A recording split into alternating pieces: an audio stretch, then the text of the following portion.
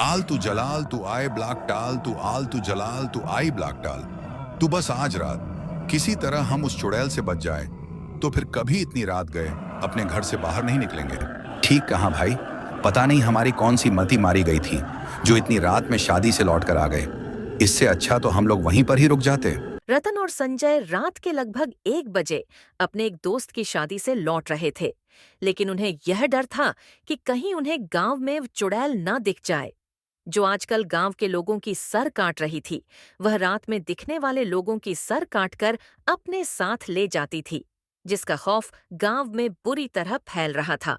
और संजय भी जल्दी जल्दी अपने घर की तरफ बढ़ रहे थे कि तभी उन्हें पीछे से किसी चुड़ैल के हंसने की आवाज आती है। तुम्हें क्या लगता है कि बिना वास के अपने घर की तरफ जाओगे तो मेरी पकड़ में नहीं आओगे? मेरी पकड़ से तो अच्छे अच्छे नहीं बच पाए तो तुम क्या चीज हो? अब तुम्हारी सर काट कर भी मैं अपने साथ लेकर जाऊंगी। अरे नहीं नहीं चुड़ैल बहन, हमें छोड़ दो। वैसे भी हमने तुम्हारा क्या बिगाड़ा है? अरे हम तो चुपचाप शादी से वापस आकर अपने घर जा रहे थे। तुम्हें क्या मैं कोई इंसाफ की देवी लगती हूँ जो तुम्हारे कुछ गलत करने पे ही तुम्हें सजा दूंगी? है। और यह सजा नहीं है। मुझे बस तुम्हारी सर चाहिए तो चाहिए। दोनों चुड़ैल से बचने के लिए वहां से भागते हैं, लेकिन चुड़ैल उड़ती हुई उनके सामने आकर खड़ी हो जाती है और अपना चाकू निकालकर उन दोनों की एक एक सर काट कर ले जाती है। सर कटने की वजह से उन दोनों को इतना दर्द होता है कि उनकी चीख पूरे गांव में गूंजने लगती है। उनकी चीख सुनते ही गांव वाले समझ जाते हैं कि गांव में आज फिर से किसी की सर कटी है। हे भगवान!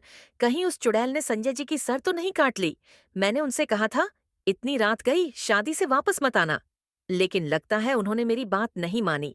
अनीता परेशान होकर यह सोच ही रही थी कि तभी संजय घर आता है। उसका हाथ खून से सना हुआ था। अरे, आपके हाथ से तो खून टपक रहा है और आपकी, इसका मतलब सचमुच उस चुड़ैल ने रतन की सर काट ली। हाँ अनीता, वो चुड़ैल सच में मेरी रत्न की सर काट कर ले गई। ना जाने वो ऐसा क्यों कर रही है। तुम्हें पता है कल रात को उर्मिला भाभी की तबीयत कितनी खराब थी, लेकिन चुड़ैल की वजह से वह उन्हें अस्पताल भी लेकर नहीं जा पाए। ऐसे तो यह चुड़ैल सबका जीना दुश्वार कर देगी। हमें सरपंच जी से इस बारे में बात करनी होगी। अगले दिन सब लोग इकट्ठे होकर सरपंच जी के पास जाते हैं। रंभा नाम की एक औरत थी जिसके पति के देहांत के बाद उसे गांव की सरपंच बना दिया गया था। देखिए, मैं आप सबकी परेशानी समझ रही हूँ, लेकिन भला मैं एक चुड़ैल का सामना कैसे कर सकती हूँ? गांव की सड़क खराब होती या आप लोगों को किसी और चीज की मदद की जरूरत होती तो मैं जरूर आपकी मदद करती, लेकिन चुड़ैल के मामले में तो मैं कुछ भी नहीं कह सकती। लेकिन सरपंच जी, आप गांव की सरपंच है। अगर आप खुद उसका निवारण नहीं कर सकती तो कोई ना कोई उपाय तो सुझाए ना। देखो अनीता, इसका निवारण तो कोई तांत्रिक बाबा या कोई पंडित जी ही कर सकते हैं। मेरी पहचान में एक तांत्रिक बाबा है। मैं उनसे बात करती हूँ। वह गांव में आकर गांव का मुआयना करेंगे। रंभा तांत्रिक बाबा के पास जाकर उन्हें सारी बात बताती है। अगले दिन तांत्रिक बाबा गांव में आते हैं। तांत्रिक बाबा से बात करने के लिए गांव के सब लोग गांव के बीच बने चौक में इकट्ठा होते हैं। तांत्रिक बाबा, अब तो हमने आपको चुड़ैल के बारे में सब कुछ बता दिया। अब आप ही उससे हमारा छुटकारा करवाइए। अभी तक अब लोगों की सर काट चुकी है और अगर अभी भी उसे नहीं रोका गया तो ना जाने वो कितने और लोगों की सर काट डालेगी। तुम बिल्कुल भी चिंता मत करो बेटी। मैं आ गया हूं ना, तो उससे तुम्हें छुटकारा जरूर दिलवा दूंगा। आज रात को मैं गांव में पहरा दूंगा। वो चुड़ैल मेरे सामने जरूर आएगी और उसके सामने आते ही मैं उसे कैद कर लूंगा। तांत्रिक बाबा रात को जाकर पूरे गांव में पहरा देते हैं। वह हर जगह चुड़ैल को ही ढूंढ रहे थे। चुड़ैल भी गांव में किसी इंसान को ढूंढ रही थी। तभी चुड़ैल को तांत्रिक बाबा की गंध आती है।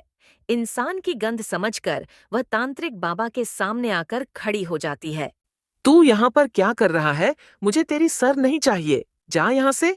मैं यहां तुझे कैद करने के लिए आया हूं और तुझे मेरा डर ही नहीं है। गांव वालों की सर काट काट कर बहुत परेशान कर चुकी है तू, लेकिन अब मैं तुझे उन्हें और परेशान करने नहीं दूंगा। अगले दिन तांत्रिक बाबा फिर से गांव वालों से मिलते हैं। आपने कल रात चुड़ैल को पकड़ लिया ना बाबा? अब तो वो हमें परेशान नहीं करेगी ना?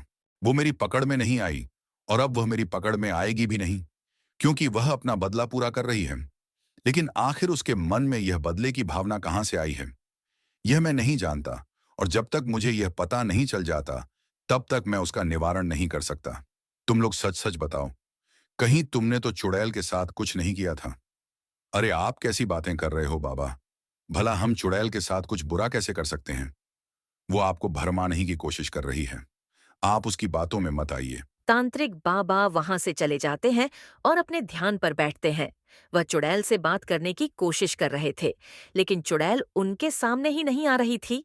उसी रात गांव में चुड़ैल वापस लौट कर आती है। बाकी सब लोग पिछले गांव में रुक गए थे, लेकिन संजय जंगल के रास्ते आ रहा था। अचानक चुड़ैल सामने आ गई। संजय भागने लगता है, तभी चुड़ैल आकर उसका रास्ता रोक लेती है। उंगली हटाओ और जाने दो हमें चुड़ैल। जैसे ही उसकी सर काटने के लिए अपना चाकू निकालती है, वैसे ही तांत्रिक बाबा पीछे से चुड़ैल के ऊपर अभिमंत्रित भभूति को छिड़क देते हैं। चुड़ैल वहीं पर गिर जाती है। तभी तांत्रिक बाबा जल्दी से उसके चारों तरफ आग लगा देते हैं। सभी गांव वाले वहां पर इकट्ठा हो जाते हैं। आ ही गई तांत्रिक बाबा। ये आपकी पकड़ में, अब पूछिए इससे कि किस बात का बदला ले रही है। ये हमसे सच सच बता कि तू इन गांव वालों के साथ ये सब क्यों कर रही है? क्यों इन लोगों की सर काट रही है? नहीं बताऊंगी, मैं बिल्कुल भी नहीं बताऊंगी। तुम्हें जो करना है कर लो। अच्छा, तो मतलब तू ऐसे नहीं मानेगी?